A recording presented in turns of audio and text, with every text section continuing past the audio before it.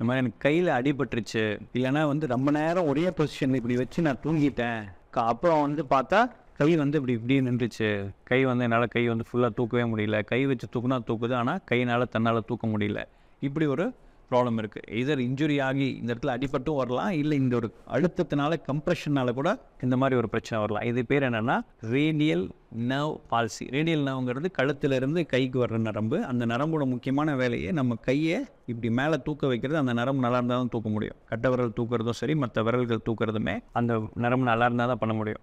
ஒரு சிலருக்கு என்னென்னா ஆக்சிடென்ட் இன்ஜுரி மூலமாக அந்த நரம்புலேயே டைரெக்டாக அடிபட்டால் கூட அந்த நரம்பு வீக் ஆச்சுன்னா இப்படி போயிடலாம். இல்லையா, ஆல்ரெடி ஃப்ராக்சர் ஆகிருக்கும், அதை சர்ஜரி பண்ணுறதுக்காக டாக்டர்ஸ் வந்து ஆப்ரேஷன் சர்ஜன்ஸ் சர்ஜரி பண்ணுறப்ப அந்த நரம்பு இப்படி விலக்கி வச்சுட்டு பிளேட்லாம் பண்ணுறப்ப அந்த மாதிரி விலக்கி வைக்கிறதுலேயே அந்த நரம்பு வந்து கொஞ்சம் ஸ்ட்ரெச் ஆச்சுன்னா திருப்பி இந்த மாதிரி பால்சி வந்துடலாம். பால்சினா அது வீக்னஸ் வந்துடலாம். ஸோ இது ஒரு விதமான ப்ராப்ளம். இல்லையா, ஒரு சிலர் வந்து கொஞ்சம் இந்த ட்ரிங்க்ஸோ இல்லை வேறு மோஸ்ட்லி இந்த ட்ரிங்க்ஸ்னால தான் என்ன பண்ணுறோன்னே தெரியாமல் ஏதோ ஒரு பொசிஷனில் எப்படியாவது கை வச்சு நல்லா மணிக்கணக்காக தூங்கிடுவாங்க. எழுந்து பார்த்தா கை தூக்க முடியாது, ஏன்னா அது அந்த அழுத்தத்தினால வந்துடும்.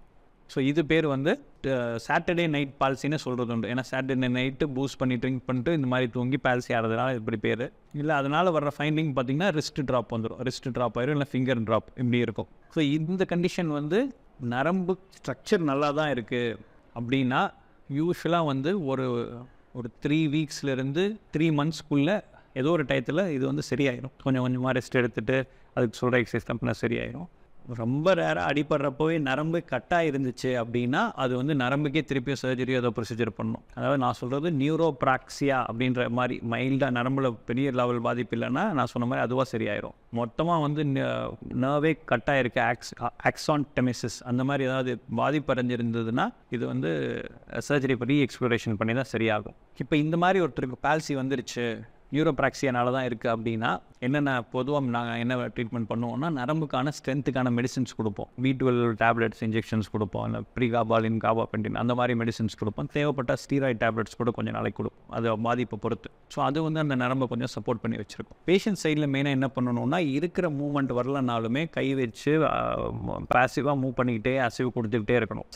சப்ளை ஒரு ட்ரிகர் வந்தால் தான் மசில் வேலை செய்யும். ஆனால் அப்படி ட்ரிகர் வரலன்னா கூட நம்ம வந்து ஆக்டிவாக மூவ்மெண்ட் பண்ணிக்கிட்டே இருக்கிறது தான் லாங் ரன்னில் வந்து அந்த தசைகள்லாம் தளர்ந்து போகாமல் வேஸ்டிங் மசில் வேஸ்டிங்பாங்க, இல்லை அந்த மசில் சூம்பி போன மாதிரி அப்படி ஆகாமல் விடுறதுக்காக அசைவுகள் கொடுத்துட்டே இருக்கணும். ஸோ அது ரொம்ப முக்கியம், பாசிவ் ஸ்ட்ரெச்சிங் எக்ஸசைசஸ். அதுக்கப்புறம் ஸ்பிளிண்ட்னா என்ன, இப்படி போகிறத அப்படி சப்போர்ட் பண்ணி அப்படியே பிடிச்சிக்கோது. அது பேர் வந்து ரிஸ்ட் ட்ராப் ஸ்பிளிண்ட்னே இருக்குது. அதுலேயே ஸ்டாட்டிக் ரிஸ்ட் ட்ராப் ஸ்பிளிண்ட்னா அப்படி இருக்கிறதும், டைனமிக்னா இங்கே மாட்டிருக்கும், இப்படி தூக்கினா அது கொஞ்சம் ஆசைகிற மாதிரி இருக்கும். So static or dynamic wrist drop splint கொடுக்கலாம். இது ரெண்டுமே கம்பல்சரி, அது சரியாகிற வரைக்கும். ரொம்ப இன்னொன்று அடுத்த மொடாலிட்டி பார்த்தீங்கன்னா எலக்ட்ரிக்கல் நர்வ் ஸ்டிமுலேஷன்.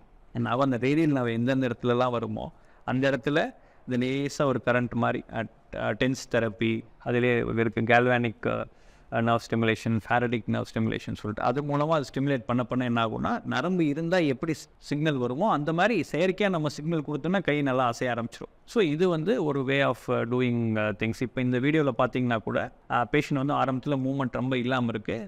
இந்த ஸ்டிமுலேஷன் கொடுக்க நல்லா வந்து அவர் பண்ணல, ஆனால் இந்த மிஷின் ஸ்டிமுலஸ்னால கை நல்லா அசையுது. ஸோ இது வந்து இந்த எலக்ட்ரிக்கல் நர்வ் ஸ்டிமுலேஷனோட பெனிஃபிட். ஸோ இந்த மாதிரி மெடிசின்ஸு ப்ளஸ் ஃபிசிக்கல் எக்ஸசைசஸ்ஸு, ஸ்பிளிண்ட்டு, அதுக்கப்புறம் வெளியே இருந்து இந்த external stimulation, nerve stimulation. So இந்த ட்ரீட்மெண்ட் பண்ண கிராஜுவலாக வந்து ஓவர் த டைம் வந்து இங்கேருந்து இப்படி வந்துக்கிட்டே இருக்கும் ரெக்கவரி. ஃபஸ்ட்டு கழுத்துக்கு பக்கத்தில் இருக்கிறதுல வரும், அடுத்த தூரம் அப்படியே கடைசியாக ஃபுல்லாக சரியாகும்.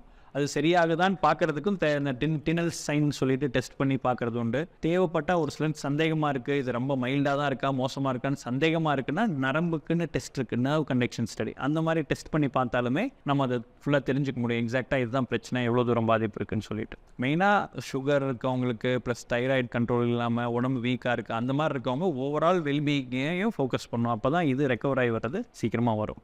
ஸோ ரேடியல் நர்வ் பால்சி இருக்குன்னா அது பயப்பட வேண்டிய பிரச்சனை கிடையாது. ரேடியல் நர்வ், சயாட்டிக் நர்வ் இதெல்லாமே காமனாக வந்து கொஞ்சம் ஒரு தொட்டாச்சு நீங்கள் மாதிரி எதாவது பண்ணால் டக்குன்னு இந்த மாதிரி வீக் ஆயிரும். பட் அது கொஞ்சம் கொஞ்சமாக ரெக்கவர் ஆகி சரியாயிரும். தேங்க்யூ.